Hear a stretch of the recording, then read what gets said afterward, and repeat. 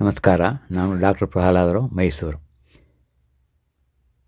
Alcohol withdrawal symptoms ಇದ್ರ ಬಗ್ಗೆ ಸ್ವಲ್ಪ ಮಾಹಿತಿ ತಿಳಿಸ್ಕೊಡ್ತಾ ಇದ್ದೀನಿ.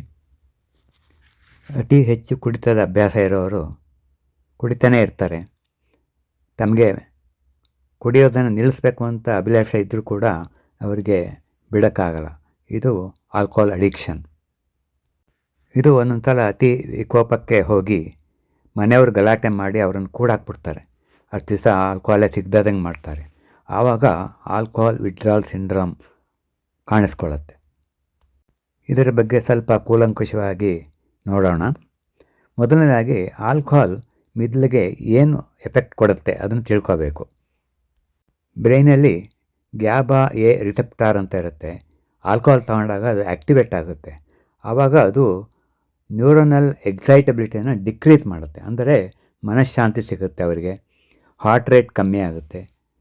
ಬ್ರೀತಿಂಗ್ ರೇಟ್ ಕೂಡ, ಉಸಿರಾಟ ಕೂಡ ಕಮ್ಮಿ ಆಗುತ್ತೆ. ಆ್ಯಂಗ್ಸೈಟಿ ಅಂದರೆ ಆತಂಕ ಕಮ್ಮಿ ಆಗುತ್ತೆ. ಒಂಥರ ಕಾಮಾಗಿರ್ತಾರೆ. ಮಸಲ್ ರಿಲ್ಯಾಕ್ಸೇಷನ್ ಆಗುತ್ತೆ. ಮತ್ತು ಈ ಲೆವೆಲ್ ವಾತಾವರಣಕ್ಕೆ ಅವರು ಹೊಂದ್ಕೊಂಡ್ಬಿಟ್ಟಿರ್ತಾರೆ. ಯಾವಾಗ ಸಡನ್ನಾಗಿ ಆಲ್ಕೋಹಾಲ್ ನಿಲ್ಲಿಸ್ಬಿಡ್ತಾರೆ, ಅನೇಕ ಕಾರಣದಿಂದ ಇರ್ಬೋದು. ಅವರಾಗಿ ನಿಲ್ಲಿಸ್ಬೋದು, ಅಥವಾ ಮನೆಯವರು ಫೋರ್ಸ್ ಮಾಡಿ ಅವರನ್ನು ರೂಮಲ್ಲಿ ಕೂಡಾಕಿ ಮಾಡಿರ್ಬೋದು. ಆವಾಗ ಏನಾಗುತ್ತೆ, ಈ ಗ್ಯಾಬಾ ರಿಸೆಪ್ಟಾರ್ಸ್ ಆ್ಯಕ್ಟಿವೇಟ್ ಆಗ್ದಲ್ಲೇ ಸಡನ್ನಾಗಿ ಹಾರ್ಟ್ ರೇಟ್ ಜಾಸ್ತಿ ಆಗುತ್ತೆ, ಬ್ರೀತಿಂಗ್ ಜಾಸ್ತಿ ಆಗುತ್ತೆ. ಇದನ್ನೆಲ್ಲ ಕೂಲಂಕಷವಾಗಿ ಇವಾಗ ನೋಡೋಣ. ಸ್ಟೇಜ್ 1, ಮದ್ಯ ಕುಡಿತವನ್ನು ನಿಲ್ಲಿಸಿದ 6ರಿಂದ 12 ಗಂಟೆ ಒಳಗಡೆ ಅವರಿಗೆ ಒಂಥರ ಆ್ಯಂಗ್ಸೈಟಿ ಶುರು ಆಗುತ್ತೆ, ನಿದ್ದೆ ಬರಲ್ಲ, ವಾಕರಿಕೆ ಶುರು ಆಗುತ್ತೆ. ಇನ್ನು ಸ್ಟೇಜ್ 2ರಲ್ಲಿ ಕುಡಿತ ನಿಲ್ಲಿಸಿ 12ರಿಂದ 45 ಗಂಟೆ ಒಳಗಡೆ ಅವರ ಹಾರ್ಟ್ ರೇಟ್ ಜಾಸ್ತಿ ಆಗುತ್ತೆ, ಬಿ ಪಿ ಜಾಸ್ತಿ ಆಗುತ್ತೆ, ಒಂಥರ ಕಸಿವಿಸಿ ಮೈಲ್ಡ್ ಕನ್ಫ್ಯೂಷನ್ ಇರುತ್ತೆ. ಸ್ಟೇಜ್ 3, ಕುಡಿತ ನಿಲ್ಲಿಸಿ 48-72 ಗಂಟೆ ನಂತರ ಅವರಿಗೆ ಹ್ಯಾಲುಸಿನೇಷನ್ ಅಂದರೆ ಏನೇನೋ ಇಲ್ಲದೆದ್ದೆಲ್ಲ ಕಾಣಿಸಂಗಾಗುತ್ತೆ. ಸೀಸರ್ಸ್ ಅಂದರೆ ಫಿಟ್ಸ್ ಬರ್ಬೋದು. ಡೆಲೀರಿಯಂ ಟ್ರೆಮನ್ಸ್ ಅಂತ ಹೇಳ್ತೀವಿ. ಇದೊಂಥರ ಭಾಳ ಡೇಂಜರಸ್ ಕಂಡೀಷನ್ನು. ಡೆಲೀರಿಯಂ ಟ್ರೆಮನ್ಸ್ ಒಂದು ಮೆಡಿಕಲ್ ಎಮರ್ಜೆನ್ಸಿ. ಇದರಲ್ಲಿ ಟ್ರೆಮರ್ಸ್ ಅಂದರೆ ಕೈ ಕಾಲು ನಡುಗಕ್ಕೆ ಶುರು ಆಗುತ್ತೆ. ಫಿಟ್ಸ್ ಬರುತ್ತೆ, ಮೈಯೆಲ್ಲ ಒಂಥರ ಅದರುತ್ತೆ.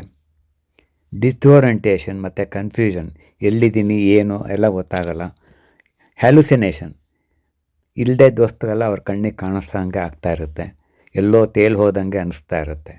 ಅವರ ಹಾರ್ಟ್ ರೇಟ್ ಸಿಕ್ಕಾಪಟ್ಟೆ ಜಾಸ್ತಿ ಆಗಿರುತ್ತೆ, ಬಿ ಪಿ ಕೂಡ ಜಾಸ್ತಿ ಆಗಿರುತ್ತೆ. ಬಾಡಿ ಟೆಂಪರೇಚರ್ ಜಾಸ್ತಿಯಾಗಿ ಜ್ವರ ಬರ್ಬೋದು. ಡೆಲ್ಯೂಷನ್ ಇರುತ್ತೆ. ಅಜಿಟೇಷನ್ ಆರ್ ಇರಿಟಬಿಲಿಟಿ ಅಂದರೆ ಸ್ವಲ್ಪ ಮಾತಾಡ್ತಿದ್ರು ಸಿಕ್ಕಾಪಟ್ಟೆ ಕೋಪ, ಹೊಡೆದಾಟ, ಹೊಡೆಯೋದು ಬಡಿಯೋದು ಮಾಡೋ ಸಾಧ್ಯತೆ ಇರುತ್ತೆ. ಇದರಿಂದ ಹಾರ್ಟ್ ಅಟ್ಯಾಕ್ ಕೂಡ ಆಗ್ಬೋದು, ಡೆತ್ ಕೂಡ ಆಗ್ಬೋದು. ಸ್ಟೇಜ್ 4, ಕುಡಿತ ನಿಲ್ಲಿಸಿ ಒಂದು 2ರಿಂದ 5 ದಿವಸ ಆದ ನಂತರ ಅವ್ರಿಗೆ ಕನ್ಫ್ಯೂಷನ್ ಟೆಸ್ಟ್ ಕಂಟಿನ್ಯೂ ಆಗ್ತಾ ಇರುತ್ತೆ. ತುಂಬ ಅಜಿಟೇಷನು, ವೈಲ್ಡ್ ಆಗಿರ್ತಾರೆ, ಹೊಡೆಯೋದು ಬಡಿಯೋದು ಕೂಗಾಡೋದೆಲ್ಲ ಮಾಡ್ತಿರ್ತಾರೆ. ಜ್ವರ ಸಿಕ್ಕಾಬಟ್ಟೆ ಇರುತ್ತೆ. ಮೊದಲೇ ಹೇಳ್ದಂಗೆ ಹಾರ್ಟ್ ರೇಟು, ಬಿ ಪಿ ಎಲ್ಲ ಜಾಸ್ತಿ ಆಗಿರುತ್ತೆ. ಮೈ ಬೆವರ್ಲಿಕ್ಕೆ ಶುರು ಆಗುತ್ತೆ. ಇದೇ ಡೆಲೀರಿಯಂ ಟ್ರೆಮನ್ಸ್ ಅಂತ ಹೇಳ್ತೀವಿ. ಇದರಿಂದ ಮುಂದೆ ಫಿಟ್ಸ್ ಥರ ಬರೋದು, ಹಾರ್ಟ್ ಅಟ್ಯಾಕ್ ಆಗೋದು, ಡೆತ್ ಆಗೋ ಚಾನ್ಸಸ್ ಕೂಡ ಇರುತ್ತೆ. ಒಂದು ವೇಳೆ ಈ ದಿವಸ 6 ದಿವಸ ನಂತರನೂ ಅವರು ಹೊರಗಡೆ ಬಂದರೆ ಕೆಲವರಿಗೆ ಲಿಂಗರಿಂಗ್ ಸಿಂಪ್ಟಮ್ಸ್ ಅಂತ ಹೇಳ್ತೀವಿ. ಅದು ಸುಮಾರು 1 ತಿಂಗಳಿಂದ 6 ತಿಂಗಳ ತನಕ ಇರುತ್ತೆ. ಕುಡಿತ ನಿಲ್ಲಿಸಿದ ಮೇಲೆ 6 ತಿಂಗಳ ತನಕ ಈ ಸಿಂಪ್ಟಮ್ಸ್ ಇರುತ್ತೆ. ಒಂಥರ ಆ್ಯಂಗ್ಸಿಯಸ್ ಆಗಿರ್ತಾರೆ, ಯಾವಾಗಲೂ ಆತಂಕ. ಅವ್ರ ಕಣ್ಣು ನೋಡಿದ್ರೆ ಏನೋ ಆತಂಕ ಇರೋ ಹಾಗೆ ಕಾಣಿಸುತ್ತೆ. ಆಲ್ಕೋಹಾಲ್ ವಿಡ್ರಾಲ್ ಸಿಂಪ್ಟಮ್ಸ್, ಇದರ ಸಿವಿಯಾರಿಟಿ ಒಬ್ಬೊಬ್ಬರಿಗೆ ಒಂದೊಂದು ಥರ ಇರುತ್ತೆ. ಅವರ ಬಾಡಿ ಕೆಮಿಸ್ಟ್ರಿ ಮೇಲೆ ಡಿಪೆಂಡ್ ಆಗಿರುತ್ತೆ, ಅವರ ವಯಸ್ಸು, ಅವ್ರ ಜೊತೆಗೆ ಇರೋ ಕೆಲವು ಫಿಸಿಕಲ್ ಮತ್ತು ಮೆಂಟಲ್ ಹೆಲ್ತ್ ಕಂಡೀಷನ್ನು, ಏನಾದ್ರು ಔಷಧಿ ತೊಗೋತಾರೆ, ಮೆಡಿಕೇಷನ್ ಇದ್ದರೆ, ಇದಲ್ದಲ್ಲೇ ಬೇರೆ ಏನಾದರೂ ಸಬ್ಸ್ಟೆನ್ಸಸ್ಸು, ಡ್ರಗ್ಸು ಅಂದರೆ ಮಾರ್ಫಿನ್ನು, ಗಾಂಜಾ ಅಂಥವು ತೊಗೊಳ್ತಾ ಇರ್ತಾರ, ಅದ್ರ ಮೇಲೆ ಕೂಡ ಡಿಪೆಂಡ್ ಆಗಿರುತ್ತೆ. ಈ ಆಲ್ಕೋಹಾಲ್ ವಿಡ್ರಾಲ್ ಸಿಂಟಮ್ಸ್ ಯಾರಲ್ಲಿ ರಿಸ್ಕ್ ಜಾಸ್ತಿ ಅಂತಂದರೆ, ಯಾರು ಹೆವಿ ಡೈಲಿ ಡ್ರಿಂಕ್ಸ್ ತೊಗೋತಾ ಇರ್ತಾರೆ, ಯಾರಿಗೆ ವಯಸ್ಸು 65ಕ್ಕಿಂತ ಜಾಸ್ತಿ ಆಗಿರುತ್ತೆ, ಹಿಂದೆ ಯಾವಾಗಾದ್ರೂ ಡೆಲೀರಿಯಂ ಟ್ರೆಮೆನ್ಸ್ ಆಗಿತ್ತಾ ಅಥವಾ ಆಲ್ಕೋಹಾಲ್ ವಿತ್ಡ್ರಾಲ್ ಸಿಂಪ್ಟಮ್ಸ್ ಕಾಣಿಸ್ಕೊಂಡಿತ್ತಾ, ಇದು ಕೂಡ ಬಹಳ ಮುಖ್ಯ ಆಗಿರುತ್ತೆ.